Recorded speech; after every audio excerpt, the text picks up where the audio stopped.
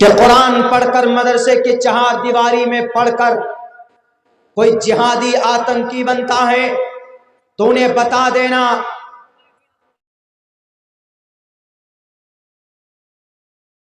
तारीख अबुल कासिम अल मूसल अम्मार मूसली का आंखों का ऑपरेशन, आंखों का सबसे पहला अगर कोई आई सर्जन था तो उसका नाम अबुल कासिम अम्मार मूसली था, जो एक मदरसे का पढ़ा लिखा था, जो एक कुरान का पढ़ा लिखा था।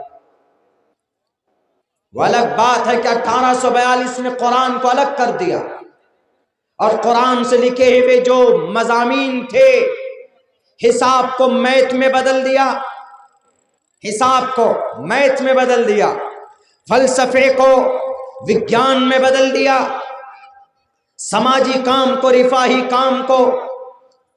काम को सोशलिस्ट बना दिया। यूं कहा कि नहीं ये मैथ अलग है, साइंस अलग है। दुनिया तुम्हें माननी पड़ेगी ये बात, जो मज़ामीन कुरान में है वो to the day of judgement, क़यामत तक के लिए।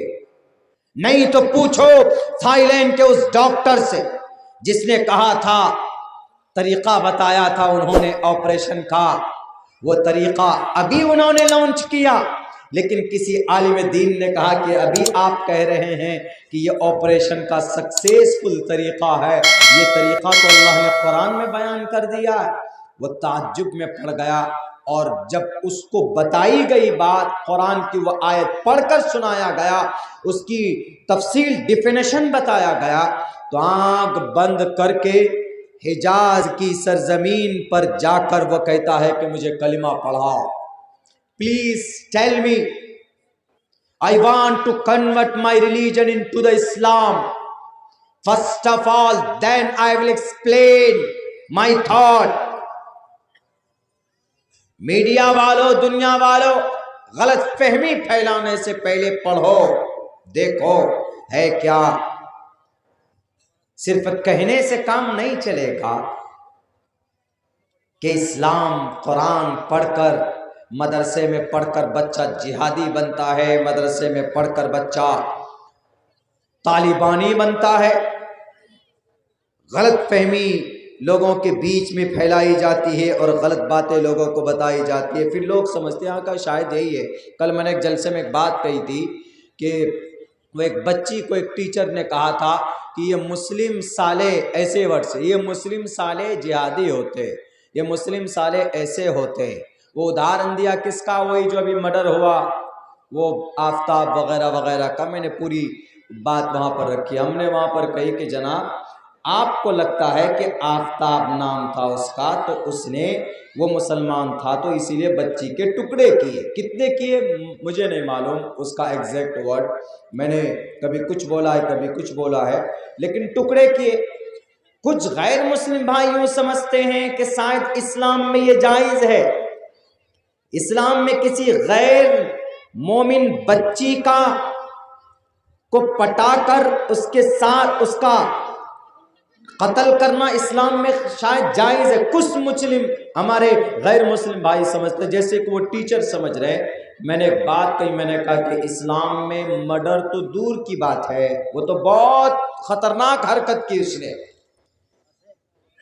लेकिन इस्लाम में वो तो बहुत दूर की बात, इस्लाम में किसी गैर महरम से बात करना, करीब होना, टॉकिंग करना with each other, message deliver करना, फॉरवर्ड करना इधर से उधर, नजरें चार करना, देखना, करीब होना विदाउट निकाह के इस्लाम में पहली बात तो यही जायज नहीं।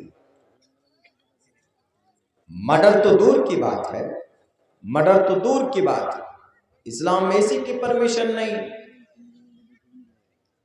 इस्लाम ने तो औरत को बड़ा ओहदा दिया है, ऊंचा ओहदा दिया, बड़ा ऊंचा ओहदा, बल्कि मर्द के सफ में लाकर खड़ा किया है कि जो मकाम, जो फजीलत एक मर्द की है, वो मसलुल्लज़ी अलैहिन्न बिल मारूफ, जो दर्जा मर्द का है वही औरत का। वरना पूछो चाइना जापान के अंदर लोगों से कि औरत का क्या मकाम। यूज एंड थ्रू, जवानी है 40 साल तक की, उसकी जवानी को इस्तेमाल करेंगे, बूढ़ी हो जाती है उसको लात मारकर भगा दिया जाता। इस्लाम कहता है कि नहीं, 40 साल के बाद अब उसकी माँ बनने की उम्र है। 20 साल में माँ बन जाती, लेकिन 40 साल बाद जवानी ढल जाती, बुढ़ापे को आई, माँ बनने को आई, दादी बनने को आई। तो इस्लाम कहता है कि माँ है, दुआ ले लो। अगर तुम्हारी माँ नाराज हो जाएगी तो मसला अटक जाएगा तुम्हारा। ये मकाम, ये फजीलत इस्लाम ने बयान किया। मेरे भाइयों, मेरे मुस्लिम नौजवानों, आप लोगों की कुछ गलत हरकत की वजह से इस्लाम यकीनन आलमी सतह पर बदनाम हो रहा है। हमारे कुछ गलत कदम उठाने की वजह से इतना खूबसूरत मज़हब, इतना अच्छा मज़हब, क्या हो गया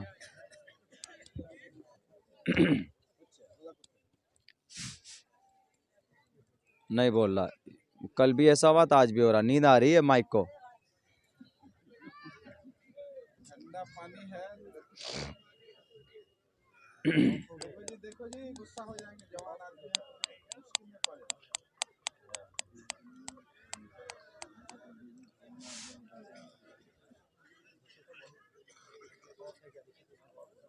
अरे वो ऑफ कौन करेगा? जिन्नात आगे करेगा। असल 12:30 बज गया, शायद माइक को नींद वींद आ रही होगी जी। कोई बात नहीं, थोड़ी देर और बर्दाश्त करो बाबू। तो बात यहाँ चल रही थी कि हमारे नौजवानों की कुछ गलत कदम उठाने की वजह से इस्लाम आलमी सतह पर बदनाम होता है। बड़ी कुर्बानी दी गई है मेरे नौजवान दोस्तों इस्लाम को, इस्लाम की प्योरिटी के लिए।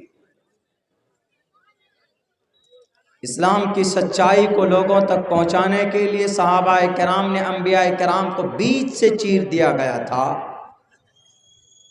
इस्लाम की सच्चाई को लोगों तक पहुंचाने के लिए सहाबाए किराम की एक बड़ी तादाद को शहीद होना पड़ा था, तब जाकर यह इस्लाम हम तक पहुंचा। और आज आसानी के साथ हम गलत कदम उठाकर इस इस्लाम को बदनाम करने की हम कोशिश करते।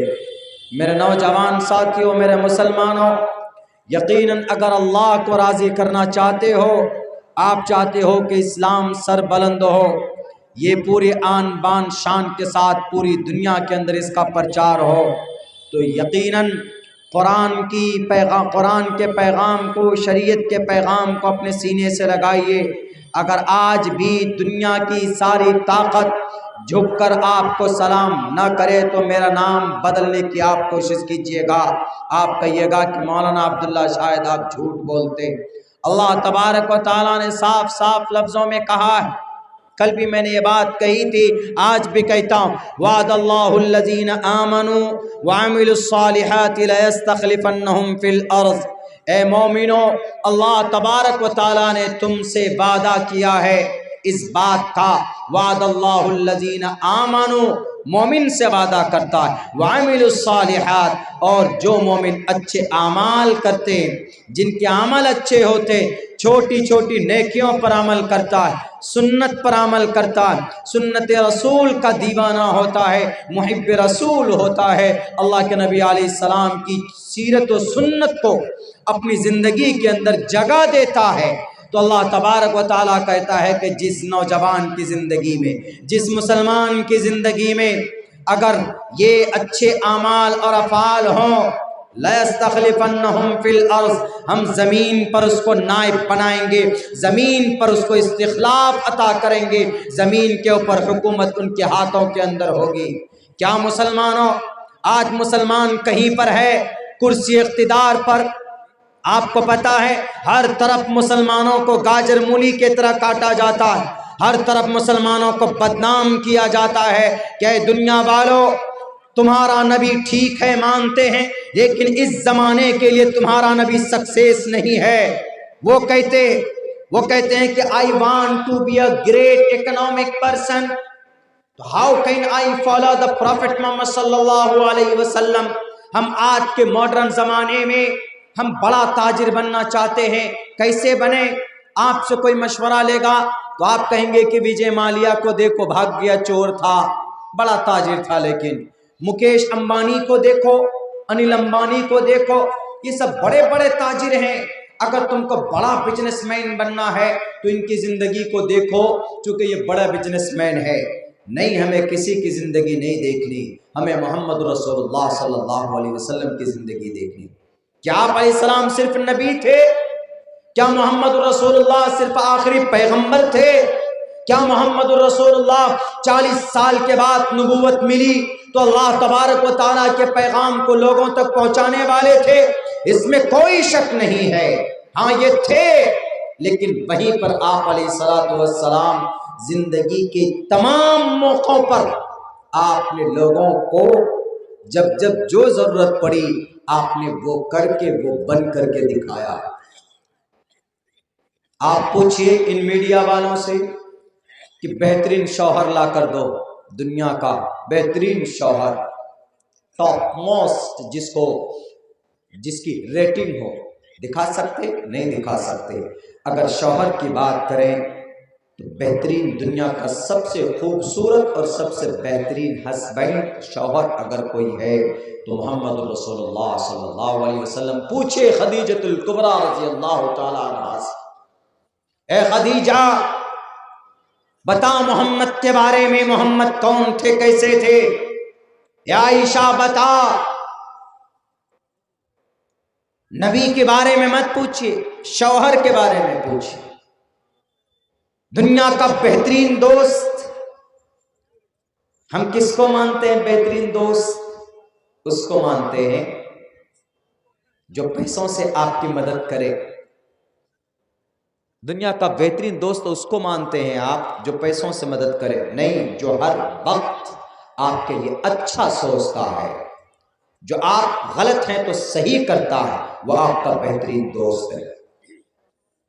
दुनिया वालों से पूछो कि बेहतरीन दोस्त पेश करो, नहीं पेश कर सकते। किसी भी मुल्क, किसी भी इलाके में चले जाइए, लेकिन आप दुनिया का सबसे खूबसूरत दोस्त चाहते हो,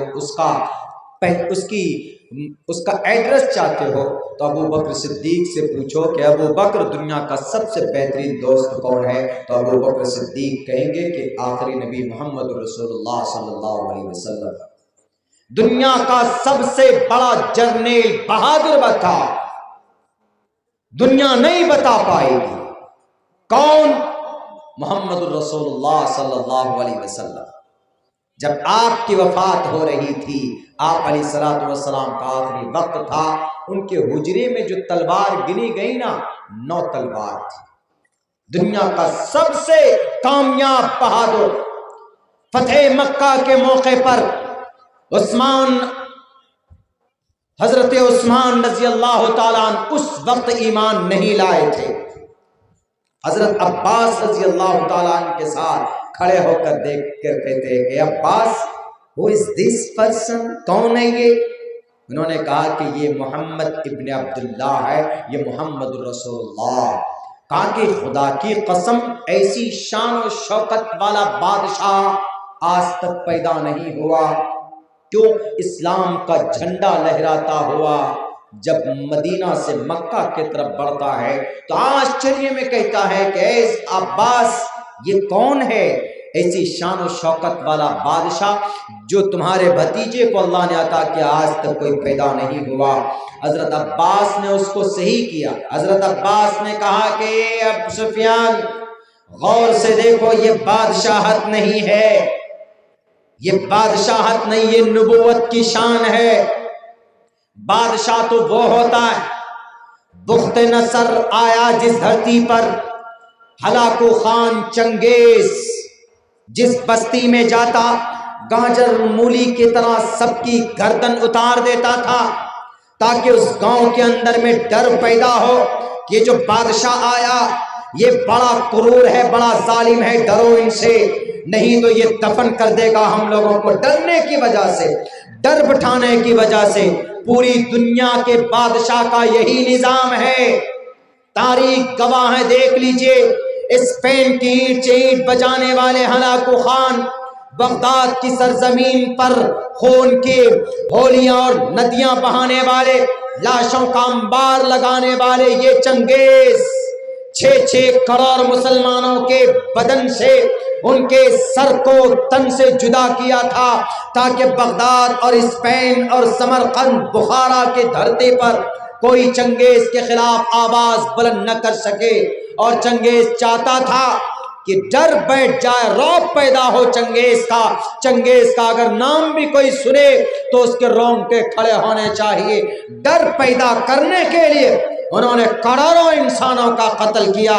अगर किसी का रौब भी हो और मोहब्बत भी हो, अगर बिना किसी एक कतरा खून बहाए इस धरती पर कोई कामयाब बादशाह है तो उसका नाम मोहम्मद रसूलुल्लाह सल्लल्लाहु अलैहि वसल्लम। आपने कहा मक्का फतह करने चले गए लोगों, मोहम्मद इब्न अब्दुल्ला किसी मां को बेवा नहीं बनाने आया, किसी बहन की इज्जत लूटने नहीं आया, किसी बच्चे को यतीम करने नहीं आया, किसी सुहाग के सुहागन को उचारने नहीं आया। मोहम्मद इब्न अब्दुल्ला इज़हबू वअंतुम तुलका, जाओ तुम सब आजाद हो। है कोई दुनिया की ऐसी कौम जिस पर जुल्म किया गया हो और फिर उस कौम के रहबर ने माफी का ऐलान किया हो? है? नहीं है। सिर्फ ये चीज आपको नजर आएगी तो मोहम्मद रसूलुल्लाह सल्लल्लाहु अलैहि वसल्लम की जिंदगी में नजर आएगी। सहाबी आपको याद भी दिला रहे हैं। सहाबी कह रहे कि अल्लाह के नबी आप भूल गए, यही वो सरजमी है ना जहां पर बिलाल हबशी को तकलीफें दी गई, सुमैया को मारा गया, तकलीफें दी गई, खब्बाब को, जुबैर बिन मुतइम को, जुबैर की आंखें निकाली गई है। अल्लाह के नबी आज मौका है। अल्लाह के नबी ने कहा कि नहीं, अल्लाह तबारक व तआला ने मुझे जालिम बनाकर नहीं भेजा कि मैं इनका मुकाबला करूं।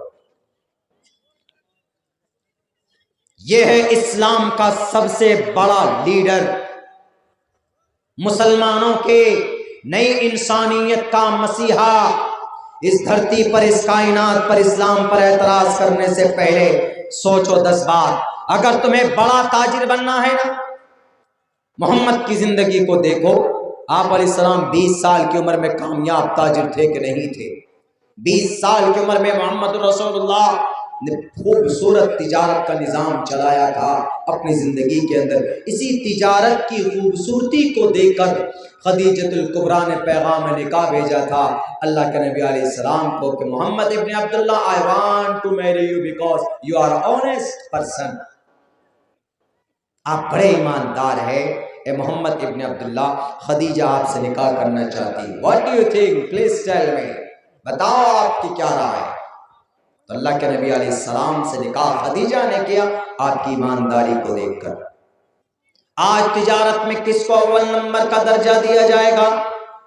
वो चैनल खरीदने वाले जो चैनल खरीद लेते कि नहीं जनाब ये चैनल तो गलत बयानी नहीं करता तो खरीद लो, करोड़ों रुपए खर्च करो, ये फ्रॉड है, ये धोखा, ये रिश्वत। अल्लाह के नबी ने बिना रिश्वत के, बिना धोखे के तिजारत की दुनिया में इतना बड़ा नाम पैदा किया कि यहूदी मजबूर हुए आपको अमीन का लक़ब देने पर। वो साइब बिन कैस अल मखजूमी ने कहा कि मोहम्मद आप इतने बड़े ईमानदार हैं, गोया आप हमारी मार्केट में, हमारे बाजार में आप अमीन हैं। क्यों? आप तिजारत में झूठ नहीं बोलते हैं, आप ईमानदारी से काम लेते हैं, आप अमीन हैं, अल अमीन अमानतदार हैं, आप सादिक हैं, सच्चे हैं, गलत बयानी से काम नहीं लेते। दुनिया वालों ऐसा लीडर पेश करो, पूरी दुनिया को ये चैलेंज, ऐसा लीडर लाओ। नहीं ला सकते to the day of judgement, वलन तफअलू क़यामत तक। कुरान को गलत कहने वालों, तुमसे पहले बड़े बड़े लोग कुरान पर एतराज कर चुके। कुरान ने चैलेंज भी किया, फ़इल्लम तफ़अलू फ़अतू बिसूरतिम मिन मिस्लिही, लाओ तुम इस जैसा कुरान, लाओ तुम इस जैसी एक सूरत बनाकर पेश कर दो। अगर तुम्हारे पास है इसका ऑप्शन तो नहीं ला सकते। क्यों? वलन तफ़अलू, क्योंकि ये कुरान मोहम्मद का नहीं है, ये कुरान अल्लाह तबारक व तआला का। इस कुरान को जो भी पढ़ेगा वो आगे बढ़ेगा। क्या कहा था उस थाईलैंड के डॉक्टर ने, पता है? उस थाईलैंड के डॉक्टर ने कहा कि I am a great doctor, मैं बहुत बड़ा डॉक्टर। क्यों? मैंने एक नई थ्योरी लोगों के सामने रखी। कौन सी थ्योरी जी? ऑपरेशन का। कौन सी थ्योरी? उन्होंने थ्योरी पेश की कि अगर खाल कोई गल जाए, सड़ जाए, तो उसमें दोबारा जब दवाई डालेंगे तो वो दवाई असर नहीं करेगी। तो उस डॉक्टर ने कहा कि मैंने ये इलाज निकाली है कि उसको कैंची से काट कर उस खाल को अलग कर देते हैं, उसके बाद दूसरी खाल लगाते हैं, फिर उसको बैंड करके उसमें दवाई डालकर फिर उसको पट्टी कर देते। दूसरी खाल इसलिए लगाते हैं ताकि जो दवाई इंजेक्ट करेंगे वो दवाई काम करेगा, असर करेगी उसमें। बड़ा इतरा रहा डॉक्टर। किसी ने कहा, हम जैसे मौलाना, हम जैसे तालिब इल्म से किसी ने कहा कि डॉक्टर साहब ये तो कुरान में अल्लाह ने बयान किया, इन्नल्लज़ीना कफ़रू बिआयातिना सौफ़ नुस्लिहिम नारा कुल्लमा नज़जत जुलूदुहुम बद्दलनाहुम जुलूदन ग़ैरहा लियज़ूक़ुल अज़ाब। अल्लाह ने कुरान में तो 1450 साल पहले बयान कर दिया इस थ्योरी को। का क्या? Please tell me, I don't know, this is a Quran करीम। का हाँ सर, प्लीज टेल बताओ। उन्होंने कहा, जो जानकार था कुरान का, उसने कहा इन्नल्लज़ीना कफ़रू बिआयातिना, जो आदमी हमारी निशानियों को का इनकार करता है, कफरू मीन्स इनकार, इसी से है काफिर, इसी से क्या है? काफिर, इनकार करने वाला। कल मैंने एक तकरीर में एक्सप्लेन की थी, अगर कोई हिंदू आपका दोस्त हो, अगर उनको लफ्ज़ काफिर से नफरत हो तो उनको कहिए कि काफिर गाली नहीं है भाई, ये काफिर का मतलब है नास्तिक, इनकार करने वाला। अगर आप सिर्फ ईश्वर को मानते हो, ईश्वर के ऑर्डर को नहीं मानते हो, तो ईश्वर की नज़र में आप नास्तिक, इसी को उर्दू में, अरबी में काफिर बोलते हैं। ये बोलिएगा आपको। तो यहाँ क्या, इन्नल्लज़ीना कफ़रू, जिसने इनकार किया, भी आयातिना, हमारी निशानियों का, सौफा अन करीब, अरबिक ग्रामर में सौफा अन करीब, नुस्लीहिम, हम डालेंगे उनको, नारा, आग में, जहन्नम में, कुल्लमा नज़िज़त जुलूदुहुम बद्दलनाहुम जुलूदन ग़ैरहा, जब उसकी खाल जल जाएगी तो आग असर नहीं करेगी, तो अल्लाह कहता हम उसको बाहर निकालेंगे, बाहर निकलने के बाद उसके खाल को दूसरी खाल से बदल देंगे। क्यों? कुल्लमा नज़िज़त जुलूदुहुम बद्दलनाहुम जुलूदन ग़ैरहा लियज़ूक़ुल अज़ाब, ताकि दोबारा नई खाल आ जाएगी तो उसको तकलीफ हो, मजा चखे हो, यानी असर हो दर्द का। लियज़ूक़ुल अज़ाब। वो डॉक्टर ने सुनने के बाद कहा कि दिस इज स्ट्रेंजर थी, कैसे हो सकता, ये तो मेरी सोच है ना, आपके कुरान में कैसे? उसको जब बताया गया कि ये कुरान अल्लाह का है और कुरान में अल्लाह ने 1450 साल पहले बयान कर दिया। वो आदमी जब हिजाज की सरजमीन पर पहुंचता है, थाईलैंड, ये बर्मा के करीब थाईलैंड, हिजाज पहुंचता है तो वहां सबसे पहले करता, ओ लोगो please tell me and locate me, and today first of all I want to convert my religion into the Islam. Today, आज मैं सबसे पहला काम ये करने जा रहा हूं कि मैं इस्लाम को कबूल करता हूं। या तुम बदनाम करते हो डॉक्टर जाकिर नाइक को, बदनाम करते हो मौलाना सिराजी को, बदनाम करते हो मौलाना अब्दुल्ला को, मौलाना कलीमुद्दीन सिद्दीकी को, बदनाम करते हो मदारिस में पढ़ाने वाले उलमा को। नहीं, ये डराते हैं, ये धमकाते हैं। पूछो इस थाईलैंड के डॉक्टर से कि तुम्हें किसने डराया, तुम्हें किसने तलवार दिखाया। इस्लाम फैलता है, फैलेगा अपने दम, अपने बलबूते पे, अपने अच्छाई की वजह से, अपने सच्चाई की वजह से। कोई इस्लाम को नहीं फैलाता, कोई गुरु नहीं बैठा है कि बैठ गए एक तरफ और वहीं से ताकत दे रहे कि इस्लाम फैलाओ, बंदूक दिखाओ, तोप और तलवार के ताकत पर इस्लाम को फैलाओ। गलत है।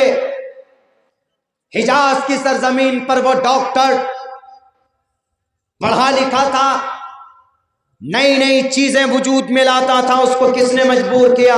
उसने कहा टुडे फर्स्ट ऑफ ऑल, सबसे पहला काम आज मैं मेरी जिंदगी का वो बयान कर रहा हूं, वो चाहता हूं कि I want to convert my religion, I must want to, आज मैं जरूर अपने मजहब को इस्लाम के साथ तब्दील करूंगा। किसी ने पूछा व्हाट, व्हाई, क्यों? What do you want to change, what do you want to convert your religion into the Islam? आप अपने अकीदे को, आप अपने मजहब को इस्लाम से क्यों बदलना चाहते? उन्होंने कहा कि this theory, I have been mad the theory. I thought, मैंने सोचा कि ये थ्योरी मैंने पैदा किया है, लेकिन उस थ्योरी को तो अल्लाह ने 1450 साल पहले कुरान में बयान कर दिया। And this is the truth, इसका मतलब है कि ये सही है। तब जाकर वो आदमी फौरन जाकर, अब बताइए, लोग खामखा एतराज इस्लाम पर, मुसलमानों पर, कुरान पर। हाँ, हमारे नौजवानों की कुछ गलत कदम की वजह से इस्लाम बदनाम हो रहा है। जैसे वही लड़का किया वो हरकत नालायक, और बच्ची के शायद 35 के 37 कितने टुकड़े किए उस बच्ची का, और कुछ लोगों ने उसको हवा दी। कुछ लोगों ने कहा कि इस्लाम में उसने जिहाद किया। क्या जिहाद इसी को बोलते? किसी गैर मोमिन, किसी गैर मुस्लिम बच्ची को उसके साथ में संबंध बनाओ और उसको टुकड़े कर दो, इसको जिहाद समझते हो? हमारे इस देश के हिंदू भाइयों, अगर आपके दिमाग में किसी ने ये भूसा भरा है, ये गलत है। हम इस धरती पर जो सम्मान, इस्लाम के बेटी की जो इज्जत है, वही इज्जत हम एक श्रद्धा नाम की बहन हो उसकी भी हम करते हैं। अकीदा अगर उनका अच्छा होगा तो जन्नत जाएगी, अकीदा ठीक नहीं तो जहन्नम जाएगी, वो मरने की बात की बात। लेकिन इस धरती पर भारत के अंदर समान, सब कोई बराबर, इक्वलिटी बिफोर लॉ और the equal protection of the laws within the territory of India. Bharat के धर्म में, भारत के संविधान में सबके सब बराबर। और फिर वेदों के अंदर भी कहा गया कि बेटी की इज्जत करो, बेटी का सम्मान करो। साफ लफ्जों में कहा गया कि माते कौशल्पको यत्र नारयस्तु पूजन्ते रमन्ते तत्र देवता तत्र तास्तु न पूजन्ते न रमन्ते न तत्र देवता। माँ है, बेटी है, घूंघट लगाकर चलो, अपने पैरों को मिलाकर चलो। बेबियों के लिए, बेटियों के लिए, समाज की औरतों के लिए कितना अच्छा पैगाम दिया है। वेदात के अंदर, कुरान में तो है ही, लेकिन एक बात दिमाग से निकाल दो मेरे समाज के, मेरे भारत के हिंदू भाइयों, आपके दिमाग में नफरत भरा जा रहा है। अगर उसने उस बच्ची के 35 टुकड़े किए तो इस्लाम में टुकड़े तो दूर की बात है, उसको सजा मिलनी चाहिए।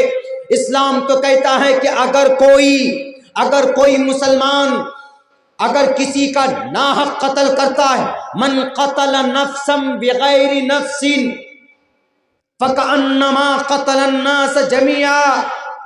अगर किसी ने किसी का नाहक कत्ल किया, गोया उसने पूरी इंसानियत का, पूरी तमाम दुनिया के इंसानियत का कत्ल कर दिया। कत्ल तो दूर की बात, कत्ल से पहले उनके जो रिश्ते थे, इस्लाम पहले से कह रहा था कि ये जायज नहीं है। आफताब का श्रद्धा के साथ में रहना, बिना निकाह के, बिना शादी के, ये जायज नहीं था। आज चीख चीख कर इस्लाम को बदनाम करने वाले मीडिया, कल तुम उनके रिश्ते को जायज करार देते थे। इस्लाम कहता कि जायज नहीं था। अगर इस्लाम की बात पर अमल कर लेते कुरान के फरमान पर अमल कर लेते तो आज श्रद्धा की जान बची हुई होती और ये लड़का कातिल न बनता, मुजरिम न बनता। लेकिन तुमने कहा कि नहीं, रहो, लिव इन में रहो, यानी नाजायज संबंध में रहो, बिना शादी के जिना, बिना शादी के हस्बैंड वाइफ का रिश्ता को क्या बोलते? लिव इन बोलते, लिव इन रिलेशन। यही चीखने वाले कि लिव इन रिलेशन जायज है, इस्लाम क्या कहता है?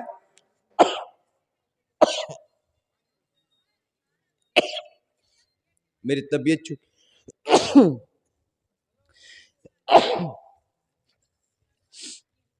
ठंड से मुझे तकलीफ होती है, थोड़ी ठंड अगर ज़्यादा हो गई मुझे उससे एलर्जी। यही लोग क्या कहते हैं, कोई भी मुस्लिम लड़का या मुस्लिम लड़की, बालिग लड़का लड़की बिना शादी के अपनी मर्जी से रहे तो जायज़ है। यानी पहले क्या कहते हैं आप? दोस्ती, पेट्रोल और आग को करीब करते, और यूँ भी कहते हैं कि आग नहीं लगनी चाहिए। पेट्रोल को भी करीब कर रहे हैं, आग को भी करीब कर रहे हैं, 100% आग लगेगी। इस्लाम कहता है कि पेट्रोल और आग दोनों एक दूसरे के दुश्मन। आग तो पेट्रोल का दुश्मन है। आग अगर पेट्रोल के करीब आएगी तो आग जलाकर भस्म कर देगी, इसीलिए अलग अलग रहो। अगर इस्लाम के फरमान पर अमल हो तो उन दोनों का मिलना मिलाना नाजायज था कि नहीं था? अगर इसी पर उनके वालिदैन सख्ती से अमल करते, किसका फरमान है ये? कुरान का फरमान है कि नहीं है? इसीलिए कहते हैं कि इस्लाम के कुरान को बदनाम करने से पहले 100 बार सोचो। दुनिया के अनपढ़ इंसानों, दुनिया के ऊपर एतराज, कुरान पर एतराज करने वाले इंसानों, पले पढ़ो, इंशाअल्लाह दुनिया में बुराई होने से पहले बुराई का खात्मा नजर आएगा आपको। जिहाद का नाम दे दिया कि नहीं, उसने जिहाद किया, उसने जिहाद किया, उसने गलत किया, उसको सजा मिलनी चाहिए, इसमें कोई शक नहीं। लेकिन इस्लाम क्या कहता है? कोई भी हमारा नौजवान किसी लड़की की तरफ गलत नजर न डाले, कोई भी समाज की लड़की किसी लड़के की तरफ गलत नजर न डाले। अगर इस पर अमल हो जाए तो कितनी अच्छी बात है, जिना के वारदात नहीं होंगे। लेकिन नहीं, अजीब थ्योरी है जो बिल्कुल समझ से बाहर। बस आखिर में यही लाकर पेश करते हैं कि नहीं जनाब मौलाना अब्दुल्ला साहब, आपके पास जो कुरान है ये मुसलमानों का जो गाइडलाइन है गलत पैगाम देता है। देखिए ना, ये जिहाद की बातें कहता है और इसको ये जिहाद कहते हैं। जिहाद उसको बोलते हैं जब कोई दुश्मन आपके गर्दन को मरोड़े, उस वक्त उस दुश्मन के हाथ को काटना अपनी डिफेंस में, उसको जिहाद बोला जाता है। तो कहीं से कहीं तक नाजायज हराम नहीं है।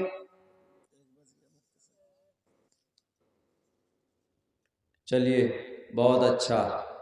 हम तो चाह रहे थे कि भाई कम ही वक्त मिले हमको, लेकिन ये अच्छा हुआ, मेरी तबीयत भी ख़राब है।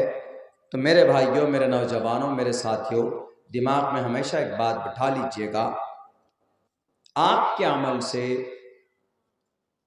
आपकी ज़ात बदनाम हो तो चल सकता है, लेकिन आपके अमल से अगर इस्लाम बदनाम हो तो ये बिल्कुल मुनासिब नहीं है। इसलिए कोई ऐसा कदम ना उठाएं आप जो इतना अच्छा मजहब, इतना अच्छा धर्म बदनाम हो जाए दुनिया के अंदर में। वक्ती तौर पर क्यों आप वजह बनते हैं इसको बदनाम होने के? तो इसीलिए आज से ये ठान लीजिए, आज से ये अहद कर लीजिए कि हम अच्छे काम करेंगे, हम इस्लाम के बदनाम का मूजिब नहीं बनेंगे, उसका ज़रिया नहीं बनेंगे। बहुत बहुत शुक्रिया। अस्सलाम वालेकुम रहमतुल्लाह। अल्लाह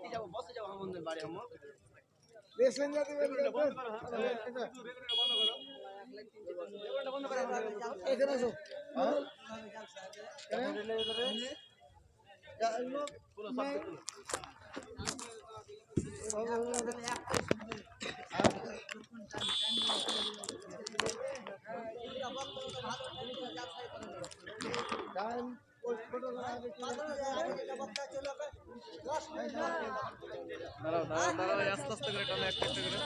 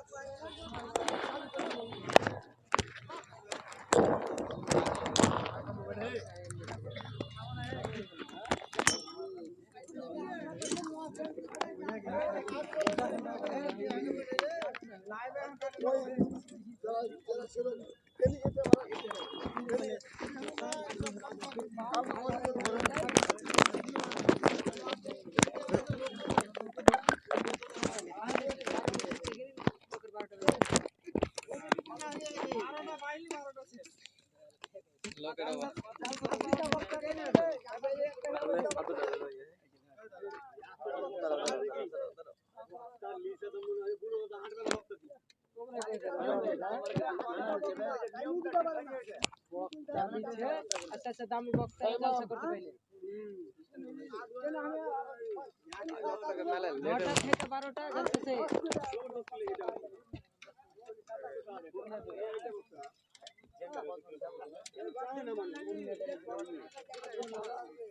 Purnia direct Purnia bus stand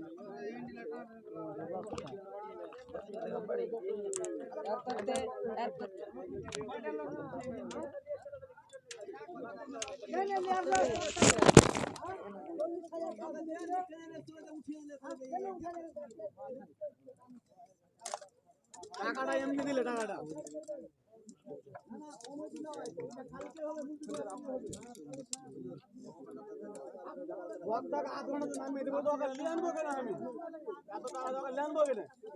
কথাবার্তা তুমি ঠিক হয়েছো এখন কে হাল্লা বাজি আমি আছি বারকা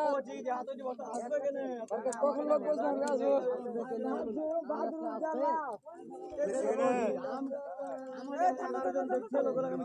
খালি ওপর ওপর ভগা দেয়া খাঞ্জালা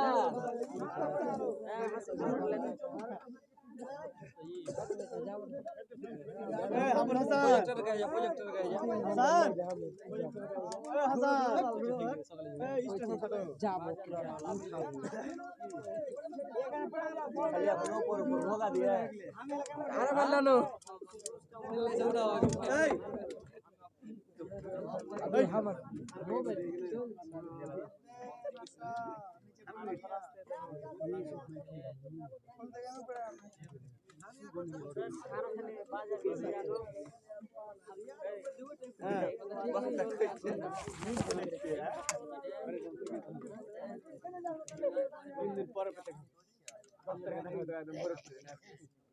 जगन्नाथ